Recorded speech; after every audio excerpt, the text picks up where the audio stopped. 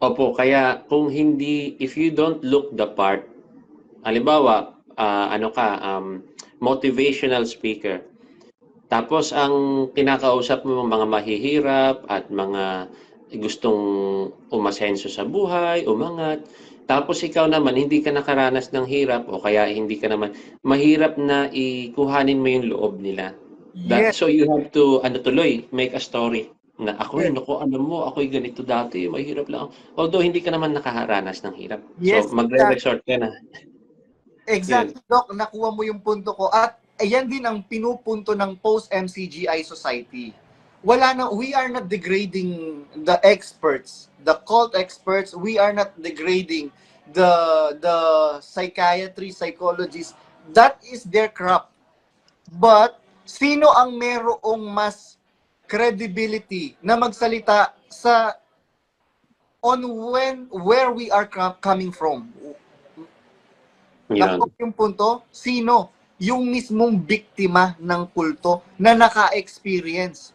Them. That's why post-MCGI Society is encouraging all of you, mga kapatid. When I say all of you, tayo pong lahat na naging biktima to participate and impart, share our experience because your experience, your testimony will be and will make a big impact sa battle po na ito para maintindihan.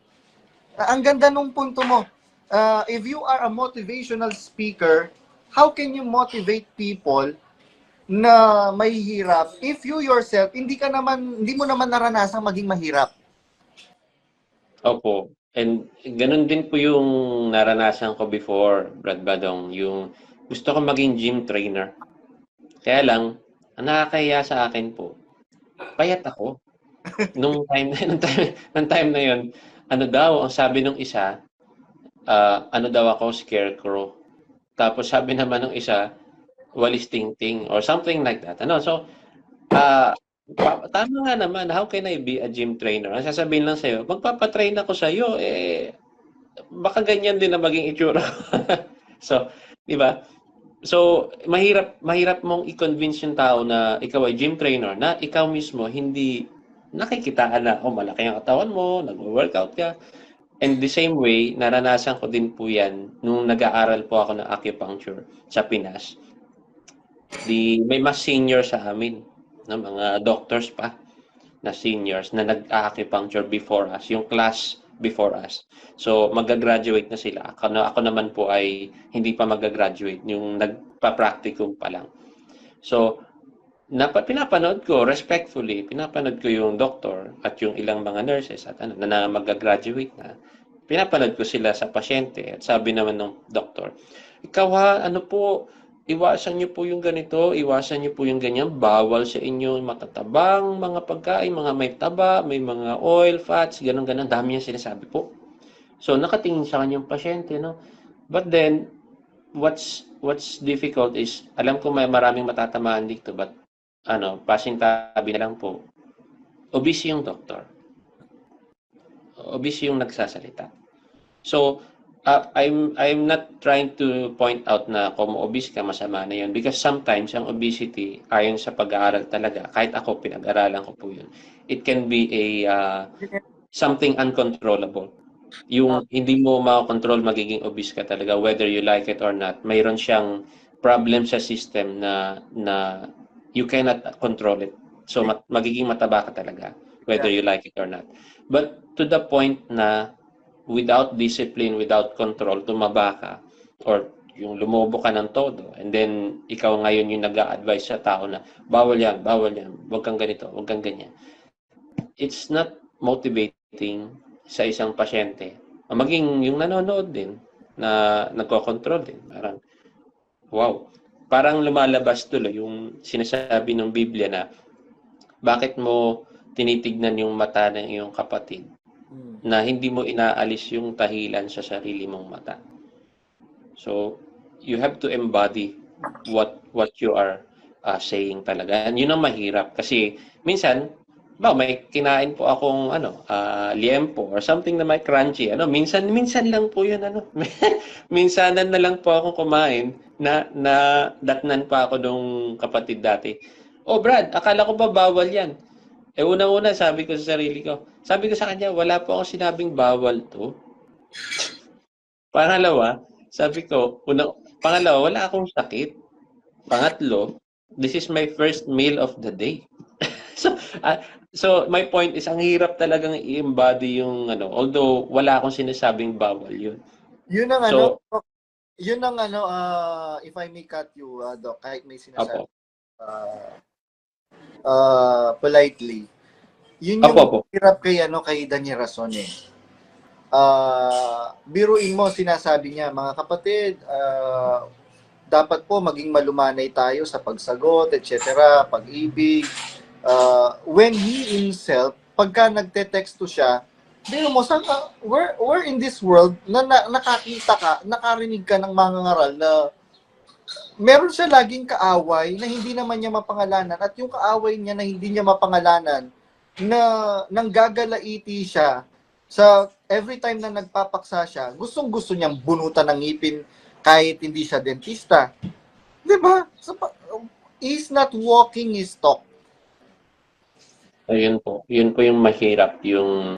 Kasi alam niyo po, Brad Badong, I don't know if you experienced that before, na may nakasalabuha ka, and then nabuisit ka kasi masama yung ugali. Kaya tuloy, nakapag-isip ka ngayon ng mga senaryo na, nako, kung ganito lang pala, babasagan ko ng yung bungo niya, or I will, susuntukin ko siya, at itong gagawin ko, sa scenario in your head, Pero hindi mo gagawin.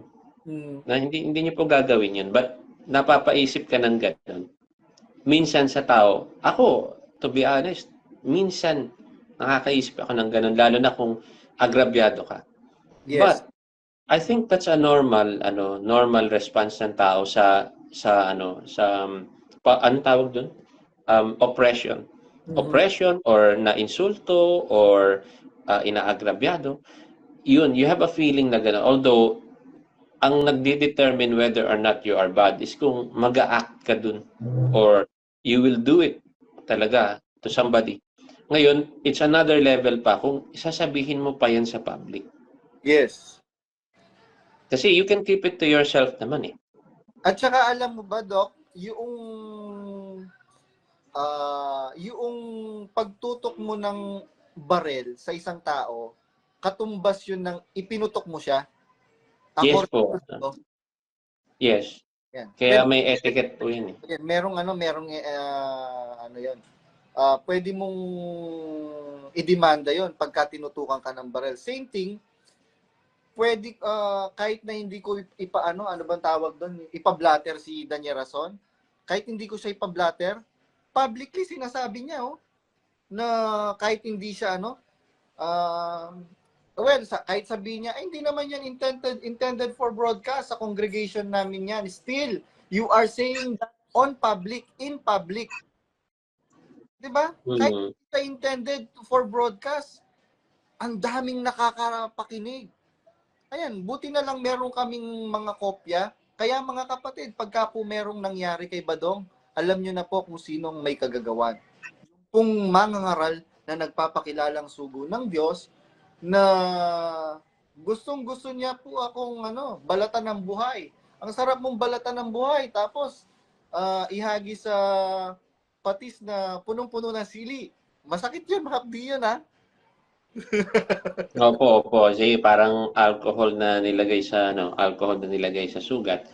Ang mahirap lang po yung walang pangalan kasi binabanggit. But then again, meron din po yung elements na hindi ko alam. Kung halimbawa, baka meron kayong alam, that's for you, di ba? Baka meron kayong, like we were talking about before, yung time frame. Yes. Yung, kung sasabihin ko, halimbawa, yung kinausap, kanina, kausap ko yung, nakasalamin, na gold yung hair. And although hindi ko sinabi na naman yung pangalan, Badong, pero, ang ano tawag po dun? Yung time frame, yung sequence, Yeah. it's recent. na Yes. nakausap ko kayo. So, kung sasabihin ko man publicly na hindi ko sinabi yung pangalan nyo, people can piece together na, ito yun. Si Brad Badong yung tinutukoy nun. Yes, and Pati, well opo. documented yan, Doc Dean. Well documented yan from day one na pinaka-character assassinate niya ako, and yan, sinabi ni Rhea sa Sondoncillo sa group chat nila ng mga music ministry corps member na yan, i-block nyo na si Badong, naghahanap na lang yan ng damay sa kalagim-lagim na sasapitin niya. So, and the rest is history.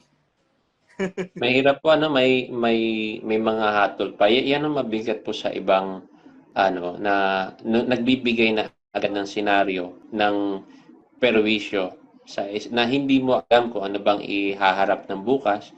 Tulad ng sinasabi ng iba, mapapasama ka na, sasama yung buhay mo, masisira yung buhay mo, which is all scenarios na hindi mo alam sa sarili mo, which is part of what yung gusto kong sabihin po mamaya, which is ito po, kung makakalipat po tayo, Brad Badong, Sige, sa mo na, isang point. Prepare mo na. Yung isa po, dito, bago ko pupuntahan yun. Sige, Doc, sabihin mo lang yan at magpupunta lang ako CR. Sige po. Okay po, no problem. Kasi mahirap po yung may senaryo kang sasabihin sa tao na hindi mo naman alam yourself kung ayan bang sasapitin ng bukas. Kaya nga sabi, wag niyong sabihin yung araw ng bukas na ako'y gagawa ng ganito o ganyan na hindi mo naman alam ang ikalalabas ng araw ng bukas. Kundi sabihin niyo, kung loloobin ng Panginoon, gagawin natin ang ganito o ganyan. But then, para hatulan mo yung tao na, nako, katulad yung sinabi sa akin, kawawa yung mga anak mo, kawawa yung ganito. Ba't mo dinamay naman yung iba? Sila bang may choice nun? Bakit nag-a-act ka as if ikaw yung may hawak ng bukas? Bakit ganyan yung klase ng pananalita, ng judgment at hindi pa mabuti na bahala na po siya na lumabas na siya, i-delete nyo na lang siya kasi bahala na siya, mukhang lumihis na siya. Yun hanggang doon lang, hindi sinabi pa naman yung kalagim-lagim na isasapitin ba't kailangan pa ng ganun? Or is it that na may mangyayari? I don't know.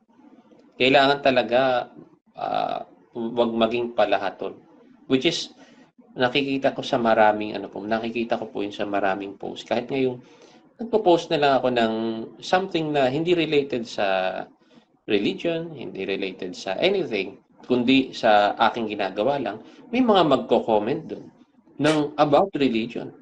May mga magko-comment doon about ganito ka, masama ka na, tumalon ka na sa impyerno, sumama ka kay Badong, sa grupo nila, bla bla bla, na hindi naman nila alam kung ano ba talaga ang nangyayari. Yung palahatol ba na kasi hindi kita masama ka na. Itong sasapitin mo, lahat ng kamag-anak mo, bla bla bla, masama na. Yan mahirap po sa mga paghahatol ng hindi mo alam kung ano talaga. Kahit yung araw ng bukas hindi mo alam, yun as if you knew it. Yun ang sasabihin mo. I'm not so sure, di ko po kasi kita yung screen kung nandito na po ba si Brad. Nandito na ako. Ayun, okay po.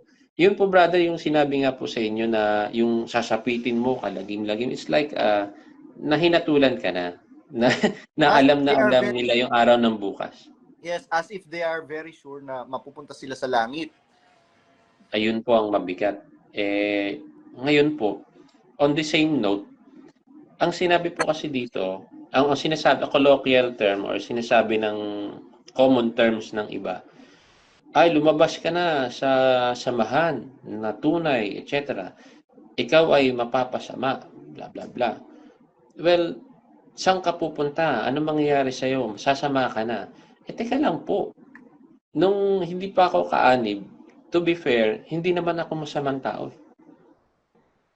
Nung hindi pa ako maanib, hindi pa ako nababautismuhan, hindi pa ako kasama sa isang grupo, hindi naman ako masamang tao. at I know na marami po sa inyo, marami pong tao na hindi naman masama ang buhay nila before sila nakakilala ng Biblia. I wouldn't say samahan kasi Biblia, ibibigay ko po yung credit sa Biblia. Mm-hmm. Hindi po sa isang samahan kasi maraming samahan na nagbabasa ng Biblia. So, maraming tao din na bago. And even in movies, even in just a general humanity, maraming nagbabago ng salita ng Diyos sa Biblia. It does not have to be attributed sa isang denomination. Yes. And maibibigay ko po yung example ng isang movie na naman. I would say movies, although fictional itong mga movies, pero Doc, may points. ba't lang kita? Actually, well, in fairness, to be fair sa ibang holy scripture, sacred scripture, I mean, in fairness to them, sa ibang mga sacred scripture, pagka binasa mo yung Vedas, may mga naging mabuting tao because of Vedas. Merong mga naging mabuting tao nung mabasa nila yung mga wisdom ni Confucius. Merong naging mabuting tao noong mabasa nila yung Quran. So, actually, sabi ko nga, nasa sa tao yun It is already instilled sa tao yung mabuting budhi o yung aral noong divine being. Opo. Yung conscience. Yes. Alam mo, yun yung pinag-usapan namin ni Brad Elios. Gusto ko lang i-share sa inyo mga kapatid. Nag-usap kami kasi ni Brad Elios kahapon.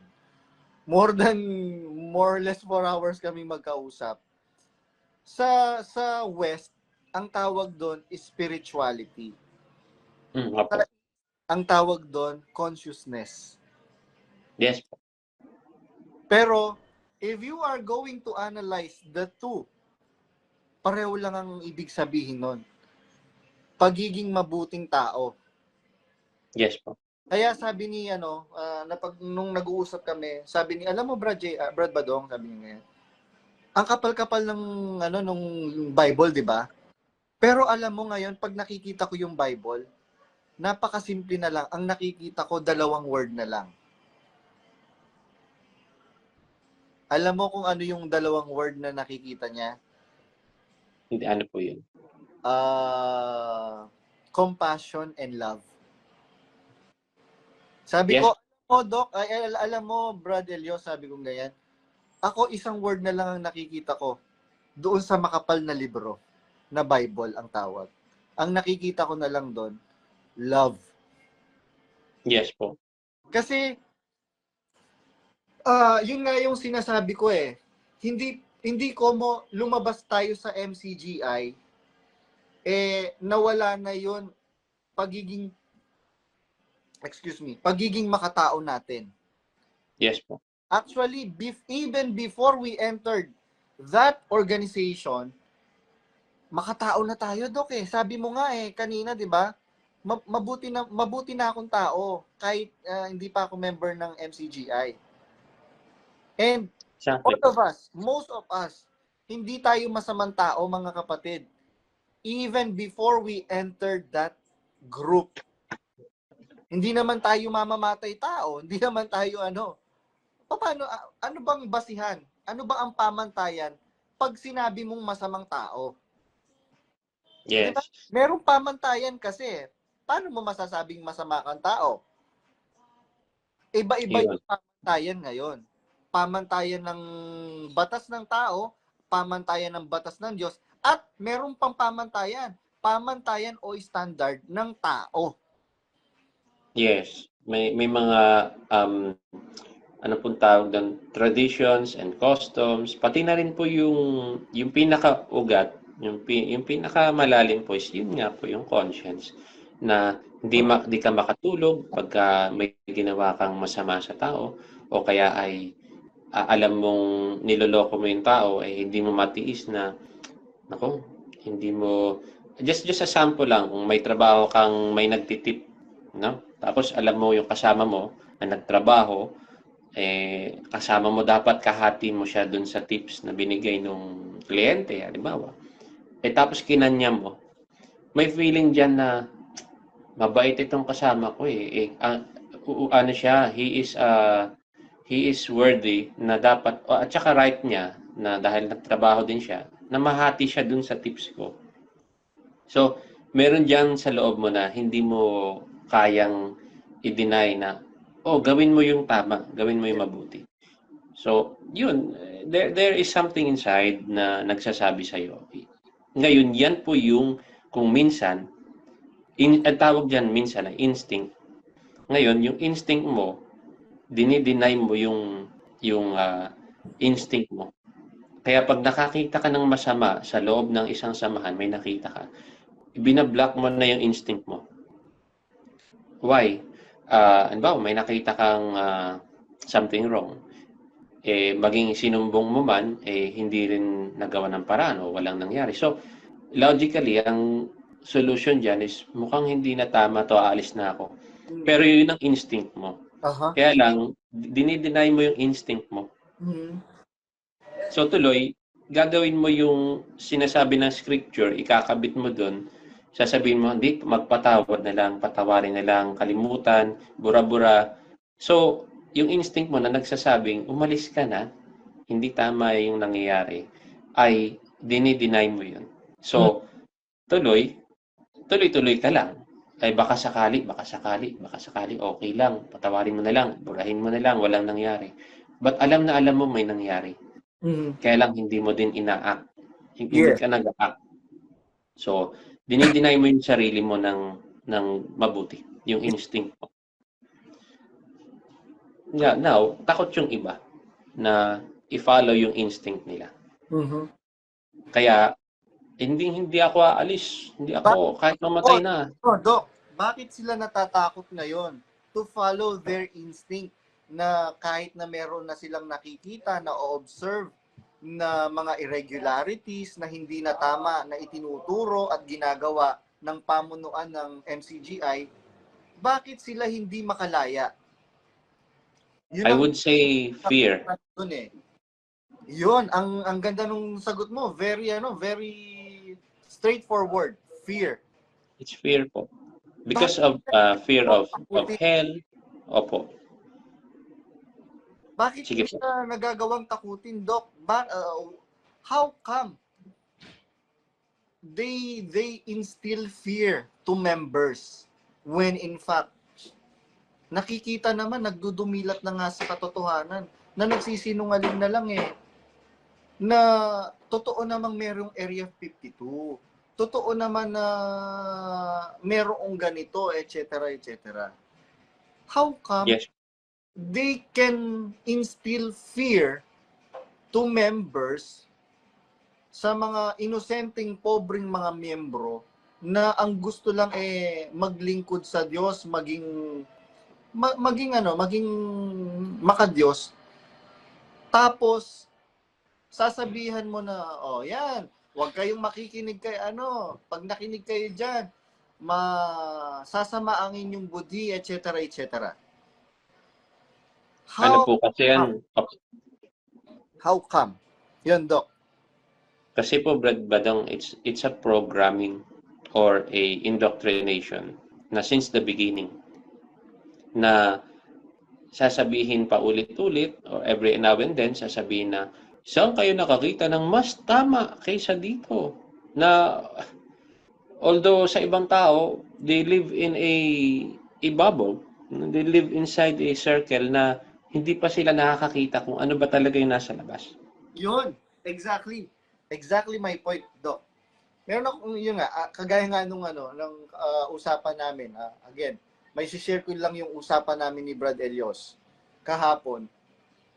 Sabi ko ganito, Brad Elios, ipagpalagay natin na ako nakakulong ako sa kahon. Ngayon, pag tingala ko, ang buong akala ko, ang langit, yun lang, yung nakikita ko. Because I am being isolated sa isang box na pagtingala ko, yun lang yung nakikita kong langit. Ngayon, tinanggal ako sa box. Pagtingala ko, oh, wow, it is a vast heaven above me. Yes po. Na yun yung pinananakot nila na sinasabi mo. They are indoctrinating us, encapsulating us doon sa doctrine na aral na saan kayo pupunta? Merong bang tama outside this church? Ayun, yun ang notion po. Yun ang narrative na walang iba. Although wala ka din namang exploration. You did not explore, you did not look, you did not kasi bawal. Yun, bawal. Bawal kang makinig sa iba at saka I know this. I have a right to say it because yan ay tinuro po sa akin. I'm a worker. I've been a worker for 18 years. And I have been in places where no one has been, or not many people have been to. I have seen things and I've heard things that not many, if not 90% have heard. Saan po ba kayo na mga bansa, Dr. Dinarly? I went to New Zealand. New Zealand, na isang lokal doon, sa Thailand, 2 lokal, sa Singapore, buong Singapore at one point, and then Latin America, may Buenos Aires, tapos nakaano din po ako sa, saan pa po ba yung mga lokal na yun? London, and then hindi yung buong London at one point, but nakakatulong po ako doon and one local dun sa Woking, dun sa South, and then sa Gloucester, nakakatulong din po ako doon. Saan pa po ba? Online, and then digital clinic, pati na rin po yung translators group natin, yung kung naririnig nyo minsan yung KNC na English, ako yung nagdadub noon, nung minsan nag-voice over. And then minsan sa pasalamat, pagka may consultation noon, pag may nag-i-Spanish, tinatagalog ko siya. May mas magaling nga lang yung kasama ko, which is, saludo din po ako dun sa kapatid na yun. Yun, pero ginagawa ko po yung mga yun. At the same time, jumo-duty din po ako sa infirmary, and then nag-jumo-duty din ako sa alternative clinic. At the same time, pinagmamaneho ko din si Brad Ato Tobias. At nagba-Bible study kami 2 times a week sa Batangas, from Apalit. And then magge-guest pa ako sa GMK at dun sa, ano pa yung tawag ng Pondahan. And then mag-aaral ako, and at the same time, magjo-duty na naman sa chapel sa Apalit, Pampanga. So, yun po sabay-sabay lahat yun. Kaya, kung may narinig man ako, may nasaksihan, may nakita, it's my own experience. Hindi po ako gumagawa ng storya. And wala pa akong pinapangalan. I'm not saying anybody's name.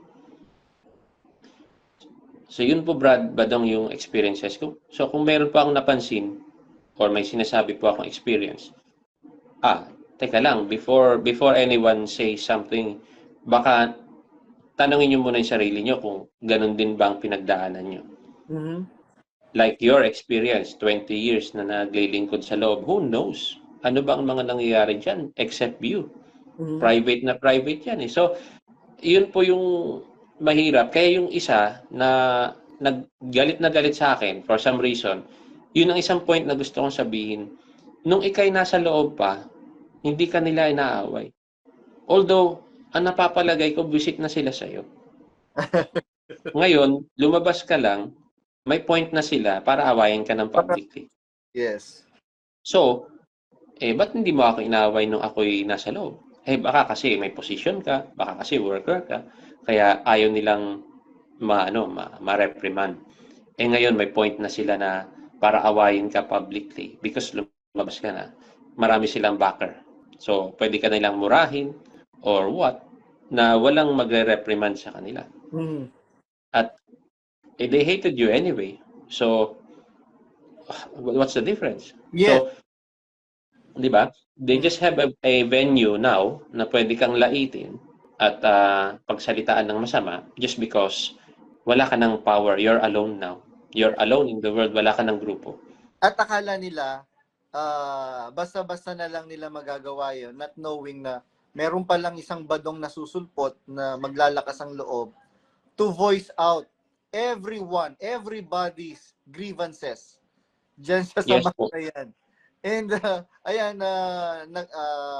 by voicing out, nagkaroon ng lakas ng loob ngayon yung mga kapatid na exiter na i-voice out din yung kanilang grievances. Actually, yung grievances ng grievances of a person seeking justice. Hindi grievances dahil gusto lang gumanti ng masama. No. A grievance of a person that seeks justice.